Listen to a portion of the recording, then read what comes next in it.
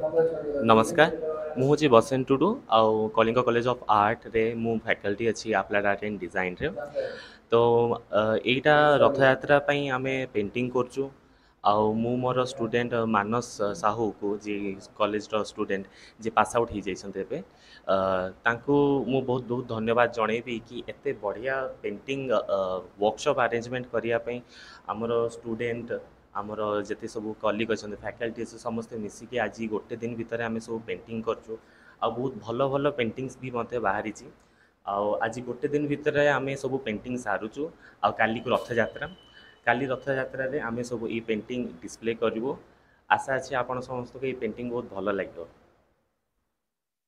ଜୟ ଜଗନ୍ନାଥ। ମୋ ନାଁ ବିଶ୍ୱରଞ୍ଜନ କର। ମୁଁ କଳିଙ୍ଗ ଆର୍ଟ କଲେଜର ସେରାମିକ୍ ଡିପାର୍ଟମେଣ୍ଟର ଅଧ୍ୟାପକ। ଆଜି ଯେଉଁ ଆମର କର୍ମଶାଳାଟି ଚାଲିଛି 2 ଦିନର କର୍ମଶାଳା ଆଜିଠାରୁ ଆରମ୍ଭ ହୋଇଛି।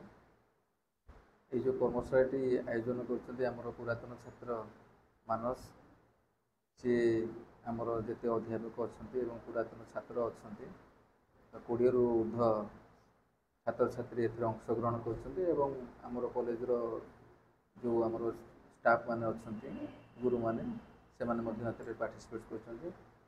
ଆଉ ଏଇ ଯେଉଁ ୱାର୍କସପ୍ଟି ହେଇଛି ତାର ଉଦ୍ଦେଶ୍ୟ ହେଉଛି କାଲି ଶ୍ରୀ ପ୍ରଭୁ ଜଗନ୍ନାଥଙ୍କର ରଥଯାତ୍ରା, ତେଣୁକରି ସେହି ରଥଯାତ୍ରା ଉପଲକ୍ଷେ ସାରା ବିଶ୍ୱରେ ପ୍ରଭୁଙ୍କର କିଛି ନା କିଛି କାର୍ଯ୍ୟକ୍ରମ ଚାଲୁ ରହିଛି।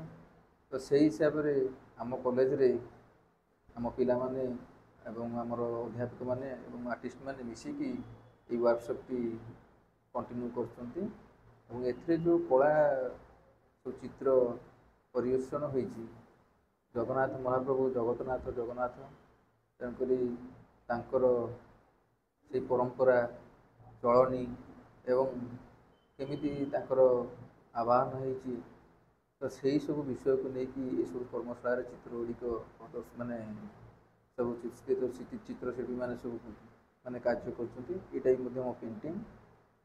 ଏମିତି ତାପରେ କାଲି ଆମର ଶେଷ ହେବ। ଶେଷ ହେଲା ପରେ ଏଗୁଡ଼ିକ ଆମେ ସବୁ ପବ୍ଲିକ୍ ପ୍ଲେସ୍ରେ ଡିସପ୍ଲେ କରିବୁ ରାମ ମନ୍ଦିର ପାଖରେ ଲୋକମାନଙ୍କୁ ଦେଖାଇବା ଉଦ୍ଦେଶ୍ୟରେ ମହାପ୍ରଭୁଙ୍କ ଉଦ୍ଦେଶ୍ୟରେ ତାକୁ ଡିସପ୍ଲେ କାଲି କରିବୁ। ଜୟ ଜଗନ୍ନାଥ। ବିଶେଷ କରି ଯେହେତୁ କାଲି ରଥଯାତ୍ରା ତ ଓଡ଼ିଶାର ସମସ୍ତ ଜାଗାରେ ସବୁ କୋଣ ଅନୁକୋଣରେ କିଛି ନା କିଛି ସେଲିବ୍ରେସନ୍ ହେଉଛି। ତ ଆମର Kalinga college of art Kalinga college of ଆର୍ଟରେ ମଧ୍ୟ କିଛି ୱାର୍କସପ୍ ଆରେଞ୍ଜମେଣ୍ଟ କରାଯାଇଛି।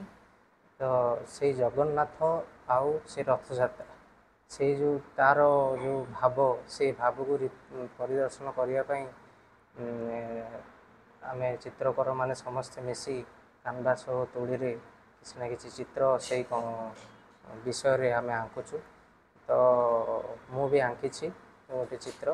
ତ ତା'ର ମୁଖ୍ୟ ଉଦ୍ଦେଶ୍ୟ ହେଉଛି କି କେମିତି ଆମେ ଦେଶ ବିଦେଶରେ ଆମେ ଜଗନ୍ନାଥ ସଂସ୍କୃତିଟାକୁ କେମିତି ପ୍ରଚାର ପ୍ରସାର କରିବୁ। ତ ସେଇ ଉଦ୍ଦେଶ୍ୟରେ ଆମେ କିଛି ନା କିଛି ଚିତ୍ର ଆଙ୍କୁଛୁ।